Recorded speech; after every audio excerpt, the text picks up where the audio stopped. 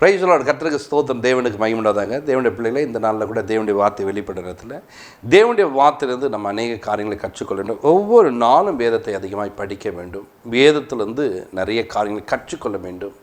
நாம் வேதத்திலிருந்து கற்றுக்கொள்ளும் போது இந்த வேத வாக்கியங்கள் நம்மளை ஒவ்வொரு நாளும் நம்ம சரியாய் மாற்றக்கூடியதாய் மாட்டோம். அல்லேலூயா. இந்த நாளில் கூட பாருங்கள், 1 பேதுரு 2ஆம் அதிகாரத்தில் 1-3 வாசி. இப்படி இருக்க கர்த்தர் தயவுள்ளவர் என்பதை நீங்கள் ருசி பார்த்ததுண்டானால் சகல துர்க்குணத்தையும் சகலவித கபடத்தையும் வஞ்சகங்களையும் பொறாமைகளையும் சகலவித புறம் கூறுதலையும் ஒழித்துவிட்டு நீங்கள் வளரும்படி புதிதாய் பிறந்த குழந்தைகளைப் போல திருவசனமாகிய களங்கமில்லாத ஞானப்பாலின் மேல் வாஞ்சியாயிருங்கள். அல்லேலூயா.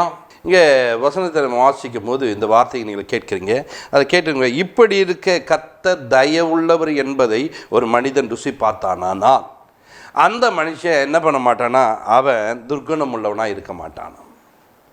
இன்றைக்கு அநேகர் பாருங்க, கர்த்தர் தயவுள்ளவர் என்பதை ருசி பார்க்காதனால்தான் இன்னைக்கு ஏதாவது ஒரு காரியம் நடக்கலாம் உடனே பொறாம கொள்ளுது, கசப்பை வச்சுக்கிது, முறுமுறுப்பு வச்சுக்கிது. அவளுக்கு மட்டும் அது கிடைக்குது, இவனுக்கு மட்டும் இது கிடைக்குது அப்படின்ட்டு. ஏங்க, தயவுள்ளவருங்க, நீ கேட்டாலும் உனக்கு கொடுக்குறவருங்க, நீ கேட்டாலும் உனக்கு செய்கிறவர், அவர் தயவுள்ளவர். இப்போ என்னிடத்துல நீங்கள் தண்ணி கேட்குறீங்க, தண்ணி நீங்கள் கேட்டிங்கன்னா குடிங்கம்மான்னுவேன். பக்கத்தில் இருக்கவங்க அவங்களுக்கு மட்டும் கொடுத்துருங்க, எனக்கு கொடுக்க மாட்டீங்களா அப்படின்னு கேட்கறது கிடையாது. அதெல்லாம் கவனிக்கணும். அவங்க கேட்டாலும் நான் கொடுக்க போகிறேன், அடுத்தவங்க கேட்டாலும் கொடுக்க போகிறேன். ஏன்னா என்கிட்ட தண்ணி என்ன பண்ணுது, நிறைவாக இருக்கிறது. அதே போல தான் நம்முடைய தேவன் நமக்கு நிறைவை ஒன்று வைத்திருக்கிறார். நீ கேட்டாலும் சுகத்தை கொடுப்பார், நீ கேட்டாலும் பலத்தை கொடுப்பார், நீ கேட்டாலும் என்ன பண்ணுவார், நன்மை செய்வார். அதே போல் அவன் வீட்டில் இன்னொருத்தன் கேட்கணும், அவங்களுக்கும் செய்வார். அப்போ இதிலையே நம்ம ஏன் இதனால் அவங்களுக்கு அது நடந்துச்சு, அவன் மாத்திரம் மாடி வீடு கட்டிட்டாங்க, இவன் மாத்திரம் கார் வாங்கிட்டான். எதுக்கு நீங்கள் அப்படி பேசிட்டுருக்கீங்க? தேவன் தயவுள்ளவர். உனக்கும் வீட்டை கட்ட உதவி செய்வார், உனக்கும் கார் வாங்க உதவி செய்வார், உன்னுடைய தேவையிலும் சந்திப்பார், உன்னுடைய வாழ்க்கையிலும் திருமண காரியங்களை வாய்க்க பண்ணுவார், உன் மகனுடைய வாழ்க்கையிலும் திருமண காரியங்களை வாய்க்க பண்ணுவார். பாருங்கள், உனக்கு வேண்டியதை செய்யக்கூடிய ஒரு தெய்வம் உன்னோடு கூட இருக்கிறார். அதனால தான் அங்கே சொல்கிறாரு, இப்படி இருக்க கர்த்தர் தயவுள்ளர் என்பதை நீங்கள் என்ன பண்ணுமா, ருசி பார்த்து உண்டானால் சகலவிதமான துர்க்குணத்தையும் கவனிச்சிங்கன்னா, சகலவிதமான கபடத்தையும் வஞ்சகத்தையும் பொறாமையும் என்ன பண்ணுமா, விட்டு ஒழிய வேண்டுமா. இந்த புறங்கூறுதல் இருக்கக்கூடாதான், சகலவிதமான புறங்கூறுதல் இருக்கக்கூடாது, ஒழிச்சு விடு. ஒழிச்சிட்டு என்ன பண்ணுமா, இன்றைக்கி புதிதாக பிறந்த ஒரு குழந்தை எப்படி பால் மேலே வாஞ்சியாக இருக்கிறதோ, எப்போ பாரு பால் பால்னு கேட்குதோ, அதே போல் நம் வசனத்தை கை கொண்டவர்களாய் மாறும்போது தயவு உனக்கும் உண்டாகும். உனக்கும் தேவன் தயவு செய்ய வல்லவராக இருக்கிறார். உன் வாழ்க்கையில் அவர் தயவு செய்ய அவர் ரெடியாக இருக்கிறார். இன்றைக்கு நாம் இந்த வசனத்து மேலே வாஞ்சியாக இல்லாமல், வசனத்தை கேட்காம, வசனத்தை நம்ம வசனத்து மேலே ஐக்கியம் கொள்ளாமல் இன்றைக்கி என்ன பண்ணுறோம் தெரியுங்களா, எனக்கு எதுவுமே நடக்க மாட்டேது, அவங்களுக்கு மாத்திரம் நடக்குது. அவங்க ஜெபம் பண்ணாங்க, அவங்க தேவனிடத்தில் நெருங்கினாங்க, அவங்க தேவனுடைய பாத்தில் அமர்றாங்க, உதவி செய்கிறார் தேவன். இன்றைக்கு உன்னுடைய காரியங்களை தேவன் உனக்கு உதவி செய்யணுமா, நீ என்ன பண்ணணும், ஆண்டு இடத்துல போய் நெருங்கு, இந்த வசனத்தை பண்ண கேட்டு என்ன பண்ண, பெற்றுக்கொள், உதவி செய்யுங்கப்பா, என் தேவையை சந்திங்கப்பான்னு சொல்லிட்டு என்ன பண்ண கேண்டிட்ட கேட்கும் போது தேவன் என்ன பண்ணுவார், அதை வழிநடத்த வல்லவராக்க. நாம் என்ன பண்ணுறோம், நிறைய இடத்துல அப்படியேப்பட்ட காரியங்களை விட்டு விலகிட்டு என்ன பண்ணுறோம், நம்ம இன்றைக்கி அவங்களுக்கு அது நடந்து இவங்களுக்கு அது நடந்து எனக்கு நடக்கலையேன்னு சொல்லிட்டு.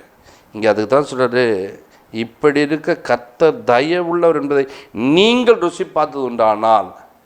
அப்போ பாருங்கள், அவங்க ருசி பார்த்தாங்க, அவங்களுக்கு அற்புதம் நடக்கணும், நீ ருசி பாரு.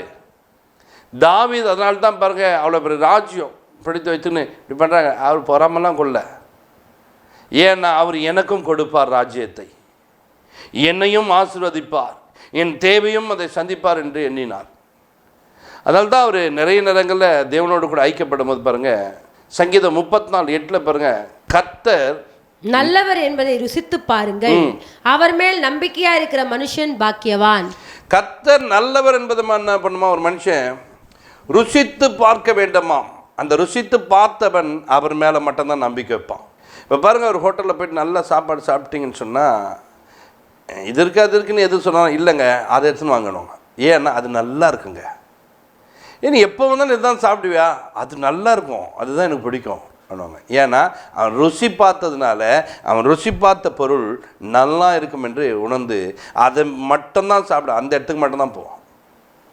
நாம் கர்த்தரை தேடுகிற நாம், கர்த்தர் நல்லவர் என்பதை நீங்கள் ருசி பார்த்தது உண்டானால், அவர் தயவுள்ளவர் என்பதை நீங்கள் ருசி பார்த்தது உண்டானால் என்ன பண்ணியிருக்கணும்? அவர் மேலே மாத்திரம் நம்பிக்கை வைக்கணும்.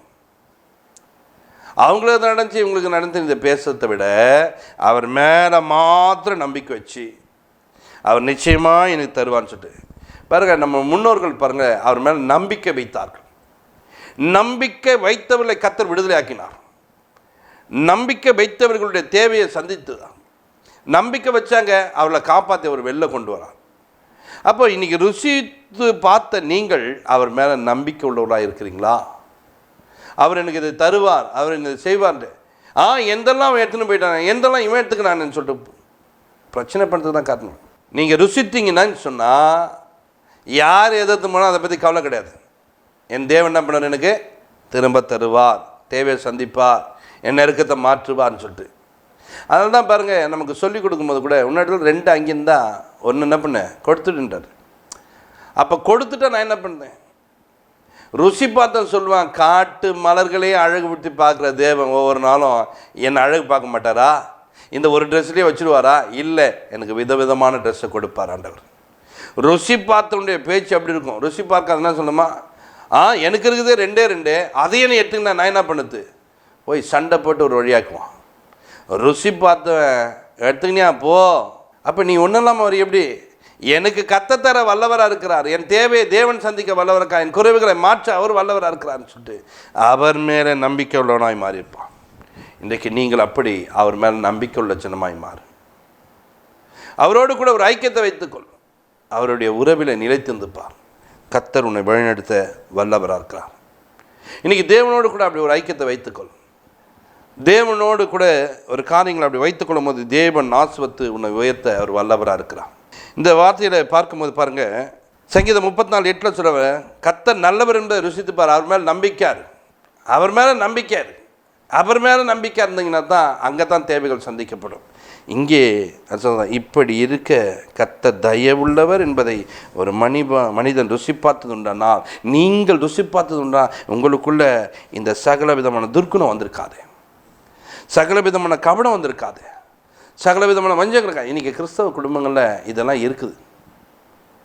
துர்க்குணம் இருக்குது, கபடம் இருக்கிறது, வஞ்சகம் இருக்கிறது, பொறாமை இருக்கிறது, சகல விதமான புறங்குறது. இது இருக்கக்கூடாதுங்க. நாம் தேவனை இன்னும் சரியாய் அறிந்து கொண்ட விதத்தில் அறிந்து கொள்ளாமல் போயிருக்கிறோம், அறிந்து கொள்ளாமல் வாழுகிறோம், அறிந்து கொள்ளாமல் நடக்கிறோம். இன்றைக்கி நாம் அப்படி நடக்கக்கூடாது, அப்படி வாழக்கூடாது. இன்றைக்கி தேவ சமூகத்தில் தேவனை நாம் சரியான விதத்தில் தேட கற்றுக்கொள்ள வேண்டும். நாம் இன்றைக்கி ஆசீர்வாதத்துக்குரியவளாய் மாற வேண்டும் கண்டு சாபத்துக்குரியவளாய் மாறக்கூடாது. காயன் ஆபேல் இருந்தாங்க. காயினுடைய காணிக்கை அங்கீகரித்தவர் ஏன் காணிக்கை அங்கீகரிப்பார் என்பதை அவன் கர்த்தர் ருசி பார்த்ததுன்னா அப்படி பேசியிருப்பான். இவனதை மட்டும்தான் அங்கீகரிச்சிட்டாரா, எனக்கு இல்லையா? முகநாடி வேறுபட்டவனா இருந்தான். அவன் பாருங்க கொண்டுட்டான், ஆபேலை கொன்னான். ஆபேலை கொன்னதுனால என்ன நடந்துருமா? சாபம் உள்ளவனாய் மாறிவிட்டான். தேவ சமூகத்தை விட்டு விலகி போகிறவனாய் மாறிவிட்டான். நல்லா கவனிங்க, ருசி பார்த்த ஜனம், கர்த்தரை தேடுற ஜனம், இன்றைக்கி ஒரு காரியங்களை கற்றுங்க.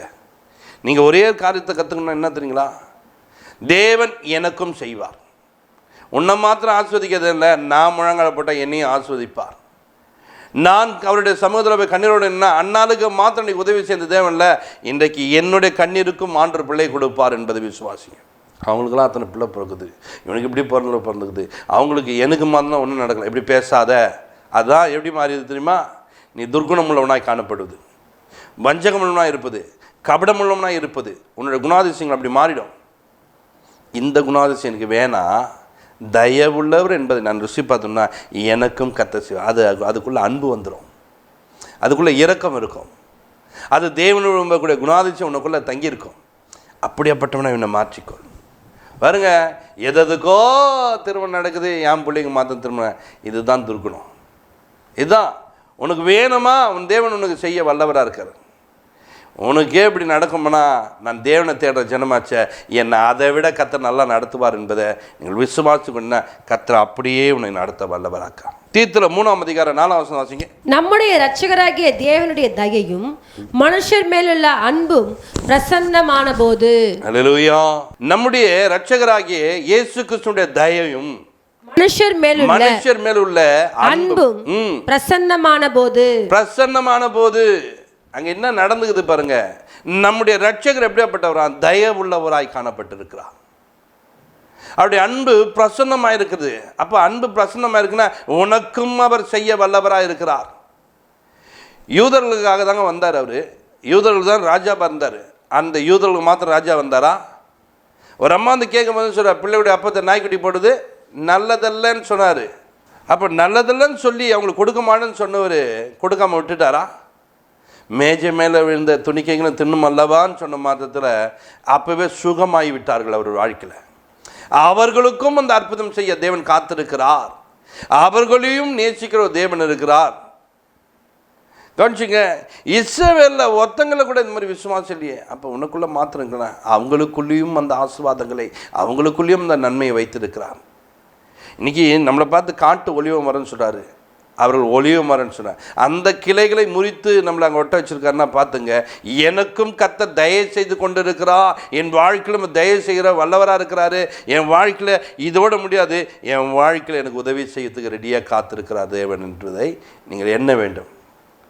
அவர் இயேசு அவர் எப்படி இருக்கிறாரா? தயவுள்ளவராய் இருந்தவரா. அவர் மனுஷன் மேலே என்ன பண்ணுறா?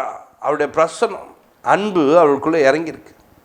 அந்த அன்பினாலே அவர் என்ன பண்ணுறாருன்னா உனக்கும் செய்ய காத்திருக்கிறார். சிலுவைக்கு போனார், அன்றே இந்த யூதர்களை மன்னித்துருங்க, அவங்க தான் தெரியாமல் செஞ்சாங்கன்னு அப்படியே போய் கேட்டார் அவர். பிதாவே இவர்கள் இன்னும் செய்கிறான்று அறியாமல் செய்கிறாங்கன்னு சொல்லிட்டு எல்லாருக்கும் ஒரு மன்னிப்பு கொடுத்துட்டு போகிற ஒரு தெய்வம். அவருடைய தயை பார்த்தீங்களா? அது தயவுள்ள காரியங்களை பார்த்தீங்களா?